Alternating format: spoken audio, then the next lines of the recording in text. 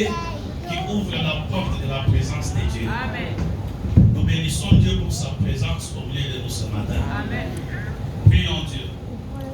Éternel notre Dieu, nous voici réunis dans ta maison. Nous voulons te dire merci pour ta présence. Nous voulons te dire merci pour être avec nous. Seigneur, nous te supplions, au moment où nous voulons partager ta parole, que tu répandes sur nous ton Saint-Esprit et que tu nous donnes les oreilles qui entendent ce que tu dis. Parle-nous clairement. Au nom de Jésus-Christ, nous avons ainsi prié. Amen. Amen. Bien-aimés dans le Seigneur, notre exhortation de ce matin sera extraite du livre des Actes des Apôtres, chapitre 3. Nous lirons deux endroits dans le livre des Actes. Nous lirons Acte 3, chapitre 1er. Nous irons Acte 3, verset 1er plutôt. Nous lirons du 1er au 7e verset. Et puis nous lirons Acte 4, le verset 13 seulement. Si nous pouvons nous lever par respect pour la parole de Dieu. Amen.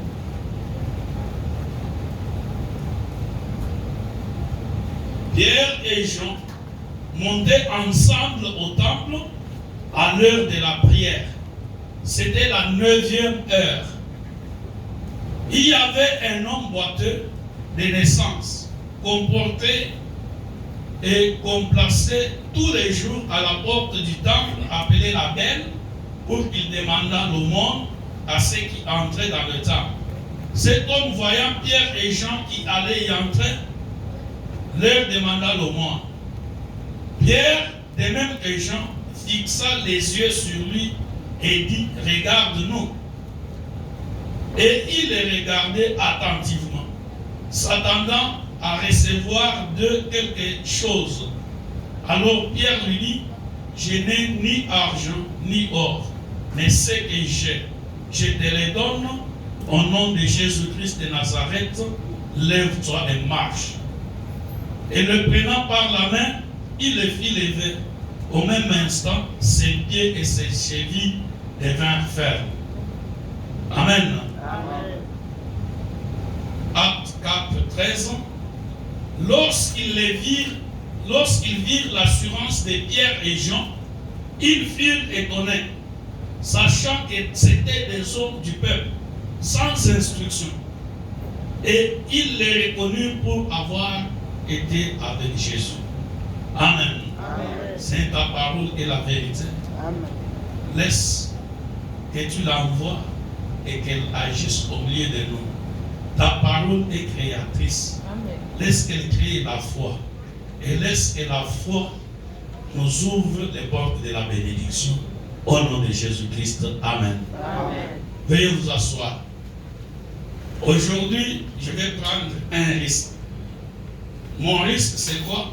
C'est que je vais essayer d'aller dans les contextes historiques pour que nous puissions comprendre le message. Ces 2 jours, nous avons été tous bénis Amen. par les louanges, l'adoration, les prières et la proclamation puissante de la parole de Dieu. Amen. Amen. C'était des jours merveilleux. Des jours qui restent dans notre agenda 2019 que nous étions allés à la rencontre de Dieu. Bien aimé, j'aimerais vous dire une chose. Quand quelqu'un rencontre Dieu, il ne revient pas le même. Amen. Il change. Amen. Amen. Amen.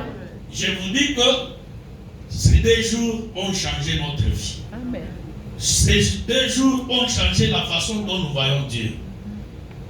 Vous vous souvenez de Moïse, quand il est monté, il a rencontré Dieu. Et quand il est descendu, son visage brille. Lui-même ne savait même pas que son visage brillait. Mais c'était les gens, quand il les regardait, ils ne les fixaient plus. Et Moïse a regardé, il a compris qu'il y avait quelque chose. Moïse a commencé à mettre les kitambas. Il a commencé à mettre les voiles. C'est seulement quand il montait vers Dieu qu'il avait ça. je vous dis, vous qui avez laissé vos activités pour venir chercher Dieu, quelque chose s'est passé dans votre vie. Amen. Même si vous ne le voyez pas, le diable le sait. Amen. Et le monde le sait aussi. Nous avons été bénis par la parole de Dieu qui nous a motivés pour retourner et proclamer le royaume des cieux. Afin de dire que Jésus arrive bientôt, répentez-vous, croyez en Jésus-Christ. Et ceux qui croyaient et qui étaient retournés en arrière, revenez à Jésus-Christ. Ceux qui croyaient qu'ils ne faisaient rien, nous avons dit, levez-vous. Amen, amen. Amen. J'ai lu un message, on m'a envoyé un message. Une sœur avait une amie. Et une nuit, la sœur rêve que cette amie était morte. Et quand elle était morte, mais elle la voit venir à sa maison, elle frappe. Mais elle sait dans son cœur qu'elle est morte.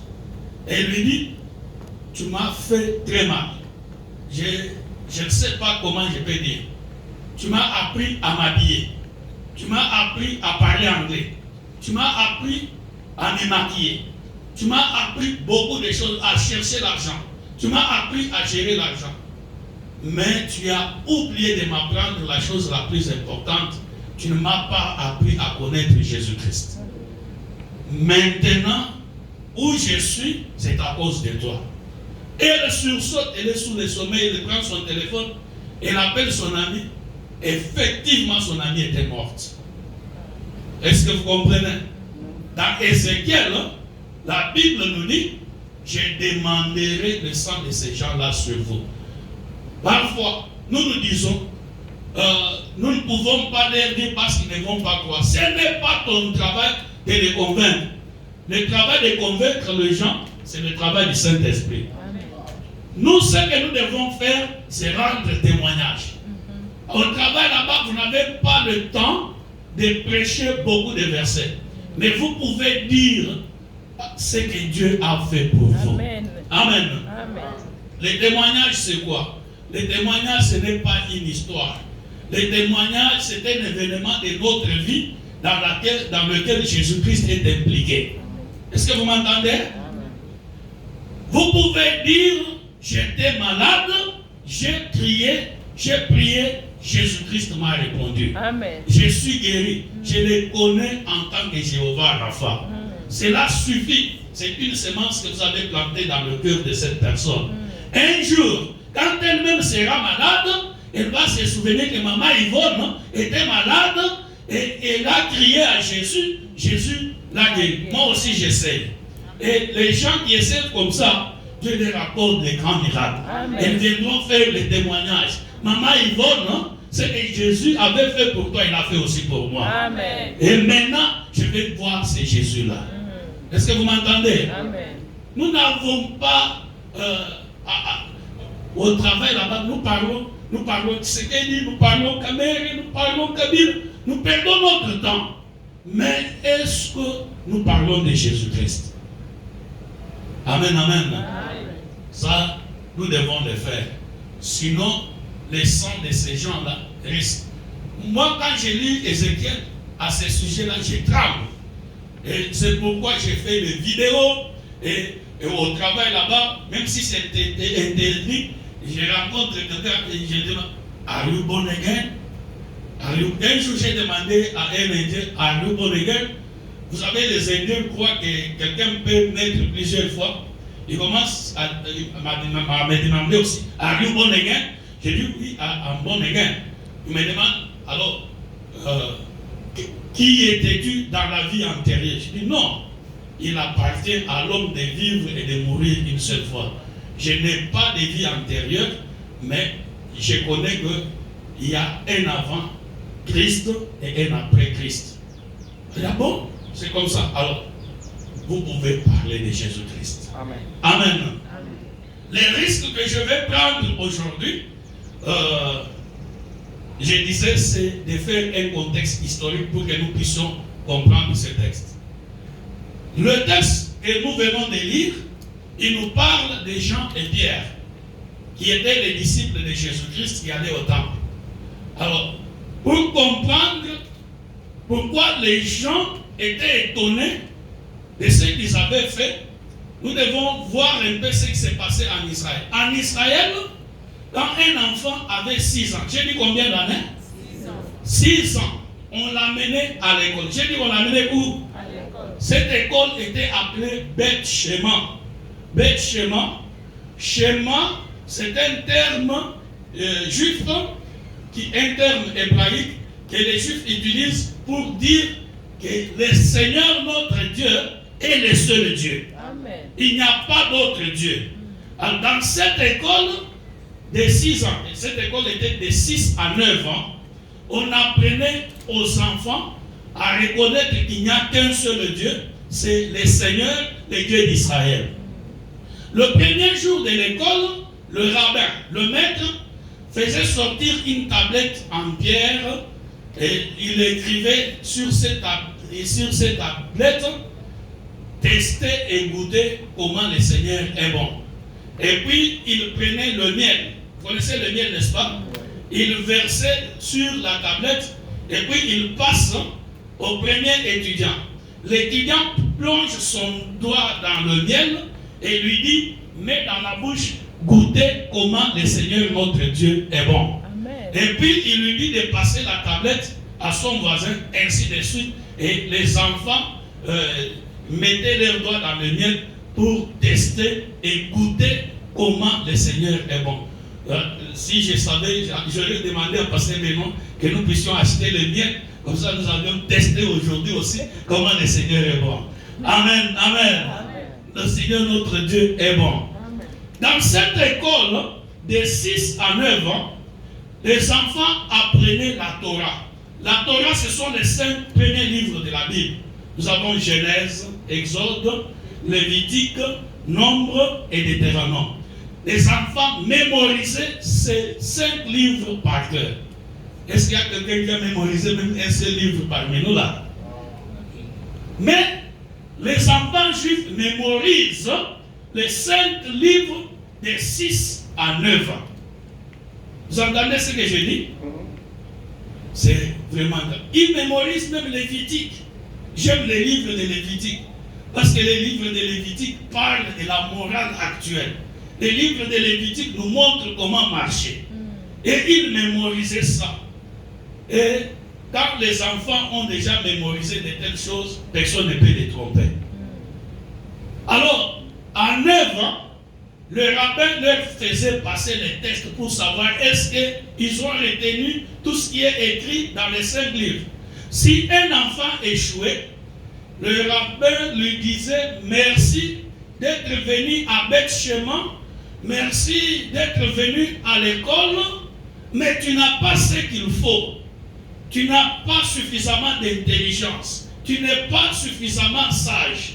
Retourne chez toi, sois un bon pêcheur, sois un bon cultivateur, sois un bon charpentier. Tu n'as pas moyen de continuer l'école parce que tu n'es pas intelligent. Et l'enfant est retourné à la maison déçu. Je pense que c'est là, à partir de là, que les Pierre, les Jean, les Jacques, les André, les fils de Zébédée là, se sont retrouvés chassés de l'école parce que le maître avait dit, tu n'es pas assez intelligent, tu n'as pas ce qu'il faut, tu n'as pas la finesse, retourne soit un cultivateur, soit un charpentier. Ils sont allés, ils sont devenus des charpentiers. Alors, ceux qui réussissaient, la partie qui réussissait, ils montaient dans la classe suivante. La classe suivante, c'était le Beth Midrash. Le Beth Midrash, c'est la maison des Midrash. C'était l'école suivante. Là, les enfants apprenaient ce qu'on appelle les Tanaka. Les Tanaka, ce sont les livres historiques, ce sont les livres de la sagesse, ce sont les livres des prophètes. Donc, tout l'Ancien Testament. Cette école allait de 9 à 15 ans. Et de 9 à 12 ans. Amen. Amen. De 9 à 12 ans, un enfant juif devrait avoir mémorisé tout ce que nous appelons aujourd'hui l'Ancien Testament. Et à la fin de ces 3 autres années, il passait encore un examen. Et il y avait qui réussissaient, il y avait qui échouaient. Ceux qui échouaient, les rabbins, les maîtres disaient « Merci d'être venu à cette école élevée, Beth Midrash. Merci d'avoir essayé, mais tu n'as pas ce qu'il faut. Tu n'es pas assez intelligent. Tu n'as pas suffisamment de sagesse. Ta mémoire est faible. Rentre à la maison, sois un bon cultivateur, sois un bon charpentier, va pêcher le poisson. » C'est comme ça que les enfants rentraient à la maison déçus. Après avoir passé bête, schéma, bête midrash, ils échouent. Et ils devenaient charpentiers. C'est comme ça le métier de charpentier, le métier de pêcheur. Et il y avait le 3e niveau, c'était les bêtes Talmud. Les bêtes Talmud, il y en a qui ont déjà entendu ce mot-là, Talmud, c'est les commentaires. Et là, en plus d'avoir appris tout l'Ancien Testament, les enfants apprenaient ce que nous pouvons considérer comme étant des commentaires bibliques. Ils apprenaient ça par cœur. Et en ces temps de Pierre, les historiens disent que les commentaires avaient 1 million de mots. J'ai dit combien de mots? 1 million. Quelle mémoire! Plus que l'ordinateur. Plus que l'ordinateur. Et il passait aussi l'examen de 12 à 15 ans. Après avoir appris les bêtes Talmud, il passait l'examen.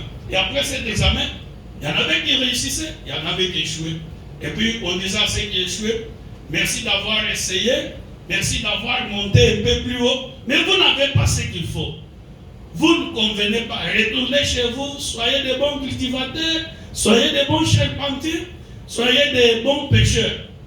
Et c'est comme ça que Pierre et les autres se sont retrouvés pécheurs parce qu'ils ont été rejetés par l'école. L'école leur avait dit, vous n'avez pas ce qu'il faut, vous êtes incompétents, vous n'êtes pas sages, vous n'êtes pas beaux, vous n'avez pas la mémoire, vous ne valez rien, et retournez chez vous. Et là, un jour, quand ils étaient en train de pécher, il y a un autre rabbin qui est venu, le rabbin des rabbins. C'est lui qu'on appelle Jésus-Christ. Les autres rabbins, quand ils les regardaient, ils se demandaient, mais qui est ce rabbin? Qui est cet enseignement? Qui lui donne cette autorité pour enseigner? Et ce rabbin-là ne va pas dans le bête schéma, il ne va pas dans le bête midrash, il ne va pas dans le bête Talmud, il va là où les gens étaient rejetés, là où les gens, on avait dit, vous n'avez pas ce qu'il faut. Et il va là-bas, il dit, suivez-moi. Je ferai de vous pécheurs d'hommes. Je ferai de vous pécheurs d'hommes. Amen. Et il les prend, les gens qui lui étaient rejetés. Bien aimé, j'aimerais vous dire ce soir que l'entraîneur peut faire des erreurs. Nous avons contemplé les matchs de football quand nous étions à Kinshasa. On connaissait un grand joueur qu'on appelait Mamalé. Et l'entraîneur à ce moment-là, c'était, je pense, Claude Leroy, quelque chose comme ça. Il ne mettait pas Mamalé. Et les gens commençaient à crier Mamalé, Mamalé, Mamalé. Et l'entraîneur mettait Mamalé. Après Mamalé marquait des buts. Amen. Amen. L'entraîneur peut faire l'erreur. Les écoles peuvent faire l'erreur. Ils peuvent dire que vous n'avez pas ce qu'il faut. Même votre père peut faire l'erreur. Amen. Amen. Vous vous souvenez d'Isaac, le fils d'Abraham, n'est-ce pas? Dieu avait dit que c'est Jacob, mais Isaac lui dit non, c'est pas Jacob. C'est Esau, mon fils aîné. Et Isaac s'arrange pour bénir Esau. Mais Dieu qui ne fait pas l'erreur, il renverse les choses. Isaac bénit Jacob en pensant qu'il bénissait Esau. Est-ce que vous comprenez? C'est le Dieu qui change les choses. C'est le Dieu qui fait de la pierre rejetée par les bâtisseurs la principale de l'angle. C'est le Dieu qui fait que le premier soient les derniers et que les derniers soient les premiers. C'est le Dieu qui dit, toi tu conviens quand les autres te disent, tu ne conviens pas. Est-ce que vous entendez? J'aimerais vous dire ce matin que le monde peut vous dire que vous ne convenez pas, vous n'avez pas ce qu'il faut. Mais Jésus-Christ croit en vous. Amen. Il sait que vous avez ce qu'il faut. Amen. Il sait que vous avez ce qu'il faut. Amen. Il sait que vous êtes humble. Amen. Est-ce que vous comprenez? Amen. Vous savez, Dieu n'utilise jamais les gens forts. Dieu utilise les gens faibles. Est-ce que vous m'entendez? J'ai parlé de Jacob tout à l'heure, n'est-ce pas? Jacob était un homme fort. Vous savez où s'est trouvée la force de Jacob? Dans la fuite. Il crée un problème ici, il fuit, il va là-bas. Hein? Il crée un problème avec son frère, il fuit, il va chez son oncle. Là-bas, il crée encore des problèmes. Il fuit son oncle, le poursuit même pour le tuer. Mais Dieu intervient, la grâce. Dieu intervient, il saisit l'oncle, il dit, ne lui parle ni en bien ni en mal. Et l'oncle retourne. L'oncle retourne, il dit, bon, si ce n'était pas le Dieu de ton père, en tout cas, je vais finir avec toi. Mais il ne pouvait pas les toucher parce que la couverture de Dieu était sur Jacob. Amen. Mais vous savez ce que Dieu fait? Jacob était un égoïste. Jacob voulait toujours son propre intérêt. Il entend que Esaü a appris que je viens, Esaü va m'attaquer. Vous savez ce qu'il a fait? Il prend la femme, les enfants et les serviteurs, il met devant, mais lui reste de l'autre côté. Il reste de l'autre derrière. Comme ça, s'il entend qu'on a tué les gens là-bas, il fuit encore. Pour sauver sa vie, il utilise ce qu'on appelle en termes de guerre le bouclier humain. Il met sa femme et ses enfants, il les expose. Il reste seul. Mais c'est à ce moment où il est seul et Dieu dit, voilà, j'apparais, je vais agir maintenant. Et Dieu le brise. Dieu brise Jacob. Jacob se bat contre Dieu toute la nuit. Dieu met seulement la main sur la hanche. L'os, vous savez, l'os du pied là, de la jambe, entre quelque part, ça se déboîte. Et maintenant, quelqu'un qui courait, les champions en course ne peut plus courir. La force est partie. Maintenant, il devient un homme infirme, un handicapé. Un homme qui a besoin de la pitié des autres. Alors là, il attrape et dit, je te laisse pas. Jusqu'à ce que tu me bénisses. Dieu le bénit et change son nom. Il dit, on t'appellera Israël. Amen. Amen. Dieu n'utilise pas les hommes forts. Dieu n'utilise pas les hommes qui comptent sur eux-mêmes. C'est pourquoi la Bible dit, il est plus difficile pour un riche d'entrer dans le royaume des cieux que pour les chameaux de passer par les trous d'une aiguille. Pourquoi ça? Parce que les riches, ils comptent sur sa richesse. Ils ne comptent pas sur Dieu. Vous avez suivi le musicien ivoirien là qui a fait l'accident, Didier Rafat. Il disait quoi? Les gens lui disaient, fais attention, tu as l'argent, achète la voiture, abandonne la moto. Il dit non, moi j'ai l'argent, si je fais l'accident, on va me prendre, avec mon argent, on va m'amener en Europe, on va me soigner. Mais il a fait l'accident, on ne pouvait même pas l'amener en Europe. Parce qu'il comptait sur son argent. Amen. Amen. Vous vous souvenez du jeune homme riche? Il dit, Seigneur, qu'est-ce que je peux faire pour gagner le royaume de cieux? Jésus lui dit, va vendre tes richesses, les donne. Non, je ne peux pas faire ça. Les gens qui comptent sur les richesses, la richesse détourne les gens. Et la richesse, ce n'est pas seulement la richesse financière, parce qu'il y a des riches qui aiment Dieu. Est-ce que vous entendez? La richesse peut être aussi la richesse spirituelle. Il y a des gens qui pensent qu'ils ont les dons spirituels, ils n'ont pas besoin des autres, ils n'ont même pas besoin de Dieu. Et il est là, à Vimbani, il pense qu'il est devenu Dieu. Il n'est pas Dieu. Un tel homme, même si les gens tombent, Dieu n'est plus avec lui. Vous savez, Jésus a dit ceci au dernier jour. Il y aura des gens qui vont dire, Seigneur, j'ai chassé les démons, j'ai guéri les malades en ton nom. Il dira quoi? Je ne vous ai jamais connu. Jésus ne connaît pas les orgueilleux. Amen. Jésus connaît les gens qui sont rejetés. Il va les ramasser et en faire des champions. Alors ici dans le texte, nous voyons ces deux personnes. Nous voyons Pierre et Jean qui montent dans le temple au jour de après la Pentecôte. C'était à 1h de la prière. Alors ils arrivent à la porte du temple, ils trouvent un homme boiteux. La Bible dit qu'il était là depuis 38 ans. Vous comprenez? Il était là depuis combien de temps? 38 ans. C'est que Jésus, quand il passait là, cet homme-là était toujours là. Alors pourquoi Jésus ne l'avait pas guéri? Hein? Pourquoi il a fallu que les disciples les guérissent? Cela a un message pour nous. Jésus nous a laissé du travail. Jésus ne pouvait pas tout faire. Jésus nous a laissé du travail. Jésus avait trouvé que Pierre et Jean étaient très importants. Comme il trouve que toi, tu es aussi très important pour atteindre la génération actuelle. Amen. Amen. Dieu a du travail pour toi.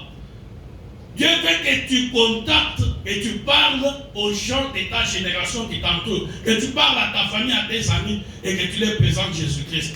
Cet homme, la Bible dit, il était infirme et il était mendiant. Il avait deux défauts. Le premier défaut, infirme. Ça, il ne l'avait pas choisi. Parce que la Bible dit qu'il est né infirme. Et le deuxième défaut, c'est qu'il était mendiant. Il ne travaillait pas. Être infirme, cela ne veut pas dire ne pas travailler. Vous connaissez à Kinshasa, il y a l'ISIPA, la première institution d'informatique à Kinshasa, même en République démocratique du Congo, ISIPA. Mais le fondateur de cette institution-là n'a pas de pieds, n'a pas de mains. Est-ce que vous entendez ce que je dis? C'est un infirme, mais il est un homme très intelligent là dans la tête. Quand il vous parle, vous sentez que l'intelligence vous parle. Amen. Et là, chez nous au Congo, il y a des handicapés qui vont au Congo, à Brazzaville. Ils achètent la marchandise et ils viennent vendre. Ils sont des femmes, ils sont des enfants. Être infirme, ça, personne ne le veut. Mais être mendiant, ça c'est une faute, un défaut qu'il avait choisi. Bien aimé, vous savez, nous sommes tous des infirmes. Amen. Amen. Nous avons tous des défauts. Parce que la Bible dit dans Romains 3, 23, tous ont péché et sont privés de la gloire de Dieu. Chacun a ses défauts. Il n'y a pas un homme parfait. À cause de la naissance, à cause du péché original de nos premiers parents, nous sommes tous pécheurs. Amen. Amen. Mais il y a des défauts que les gens choisissent eux-mêmes.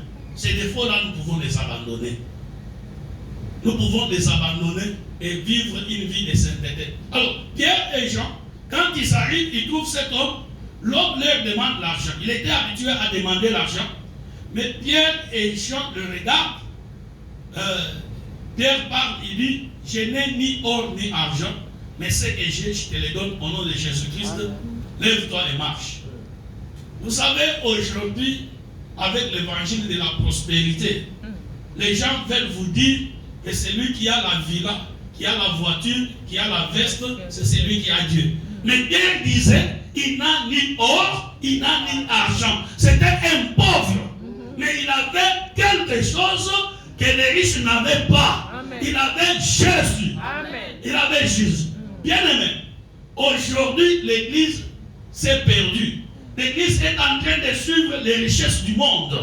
Et même les chrétiens sont perdus. Les chrétiens suivent là où ils voient qu'il y a des voitures, là où ils voient qu'il y a de l'argent, ils disent Dieu est là. Mais Pierre a dit, je n'ai ni or, je n'ai ni argent, mais j'ai un homme. Amen. J'ai un homme. Amen. Et cet homme, c'est Jésus-Christ de Nazareth. Amen. C'est Jésus-Christ de Nazareth. Alléluia. Ce que l'argent ne t'a pas donné, Jésus peut te le donner. Amen. Lève-toi et marche. Et l'homme s'est levé, il a marché. Et qu'est-ce qui s'est passé? Les gens là étaient étonnés. Les principaux, les sacrificateurs, ils ont arrêté Pierre et Jean commençaient à leur demander, mais comment avez-vous fait ça? Comment avez-vous fait ça? Il dit, mais vous nous interrogez comme si nous l'avons fait par notre propre force. C'est au nom de Jésus-Christ que vous avez tué là. Amen. Amen. Amen. Il parlait avec assurance parce que le Saint-Esprit les avait remplis. Amen. Et les gens disaient, mais ces gens sont sans instruction. Comment se fait-il qu'ils parlent comme ça? D'où leur vient cette autorité? L'autorité leur vient du fait qu'ils avaient suivi Jésus-Christ. Amen. Ils avaient vu la croix. Et puis il y a eu la Pentecôte. Amen. Et leur vie avait changé. Bien aimé, si vous suivez Jésus-Christ, même si vous n'avez pas l'argent, vous allez étonner le monde. Amen. Amen. Amen. Votre vie peut changer. Je ne dis pas peut changer, mais va changer. Amen. Vous pouvez tout perdre. Perdez votre maison, perdez votre travail, mais ne perdez jamais Jésus. Amen. Parce que quand il s'élève, il fait la différence. Amen. Les professeurs d'université vont vous demander comment vous avez fait ça. Vous allez dire, je n'ai rien fait. C'est lui, l'homme de Galilée. Amen. Jésus de Nazareth qui a fait ces choses. Amen, amen. Amen, amen. Je ne sais pas, parfois, je ne sais pas si vous êtes comme moi. Parfois, je me dis, en tout cas, je n'ai pas ce qu'il faut. Hein? Je me dis, en regardant mes frères de la famille, ils ont ceci, ils ont cela, mais moi, je n'ai pas ce qu'il faut. En regardant les autres, je me dis, je manque de confiance en moi-même. Mais Jésus me dit, c'est toi, Jean-Pierre. Amen. Je vais vous dire, même si vous ne croyez pas en vous-même, hein, Jésus croit en vous. Amen. Jésus croit en vous. Je pense que quand Jésus était venu à la mer de Galilée pour appeler Pierre, Pierre le voit, il est content. Voilà les rabbins des rabbins. Mais Jésus avance, il dit, venez et suivez-moi. Pierre regarde, qui est-ce qu'il appelle? Est-ce qu'il y a un homme là derrière? Il dit, non, toi Pierre, viens et suis-moi. Moi déjà vieux comme ça, hein, moi abandonné, saboté, et donc tu vas me récupérer. J'aimerais dire à quelqu'un, même si le monde ne te reconnaît pas, il y a un Dieu qui te reconnaît. Amen. Et c'est Dieu qui est en train de marcher ici maintenant. Amen. Amen. Amen. Est-ce que vous m'entendez? Il y a nos jeunes filles, nos jeunes sœurs, qui peuvent se dire, tel a fait le mariage, hein? Tel a fait le mariage, et pourquoi pas moi, je ne me marie pas? Est-ce que je ne suis pas belle? Oui. Vous perdez la confiance en vous-même. Mais je vous dis, il y a Jésus-Christ de Nazareth. Il dit qu'il vous connaît. Amen. Il a confiance en vous. Il dit que votre temps arrive. Amen. Et parce que vous le cherchez, et parce que vous venez le chercher dans les campagnes, dans les conférences, dans l'église, il dit que votre vie va changer. Amen. Et les jours où vous allez vous marier, les gens vont dire, est-ce que c'est elle ou bien ce n'est pas elle? Comment est-ce possible qu'elle peut avoir un tel homme et un tel mariage? C'est possible quand l'homme de Galilée entre dans l'affaire. Amen. Quand l'homme de Galilée entre dans l'affaire, ceux qui étaient rejetés deviennent les principaux. Amen. Amen. Amen. Les gens qui faisaient les réunions de la famille sans t'appeler, maintenant ils vont commencer à t'appeler. Amen. Ils vont dire, avant de finir cette affaire, appelons Papa Henri. Amen. Appelons Papa Henri. Les gens qui disaient que vous ne valez rien, ils vont dire, appelons notre sœur, appelons Maman Liliane. Appelons-les afin que les problèmes soient résolus. Dieu va les rejeter, il en fait les colonnes. Amen. Il en fait les hommes forts. Amen. Amen. Amen. Je n'oublierai pas une expérience que nous avons vécue au Congo On était en conférence des hommes de Dieu dans l'église. Il y avait l'église des réveils, l'église protestante. On était ensemble à la cathédrale. Et puis quand on a enseigné, on a terminé, les gens là qui étaient venus vendaient les Bibles Thompson. Les Bibles Thompson sont des versions de Louis II, mais avec commentaires. Ce sont des Bibles très chères chez nous là. Vous pouvez les acheter 200, 150 $. Alors ces gens-là ont proposé de nous les vendre à 25 $. Alors tout le monde voulait en acheter. Alors, on a commencé à faire la ligne. On a fait la ligne. On a pris les grands, on les a mis là. Nous les petits, on était là derrière. Et moi j'étais là au fond, j'étais presque les derniers. Les gens ont commencé à vendre les Bibles. Alors, l'homme qui vendait, il dit, le Saint-Esprit m'a dit que ce que nous faisons n'est pas bien. Il faut que les gens qui sont là derrière soient les premiers. Alors, laissez les gens qui sont derrière passer devant. Ils ont dit non, ce sont des petits, tout ça, tout ça. Ils ont dit bon, comme ça on déplace les tables parce que ce sont les petits là que Dieu aime. Amen. Amen. Amen. Les tables ont quitté devant et sont allés derrière. Je vous dis que j'étais parmi les 2 ou 3 premières personnes à acheter la Bible. Amen. Dieu, le monde peut te dire que toi tu n'es pas de la bonne famille. Toi tu n'as pas ce qu'il faut, tu n'es pas intelligent. Mais quand l'homme de Galilée entre dans ta vie, tu deviens le premier. Amen. Et ceux qui se disaient les premiers, ils deviennent les derniers. Que Dieu vous bénisse et qui bénisse.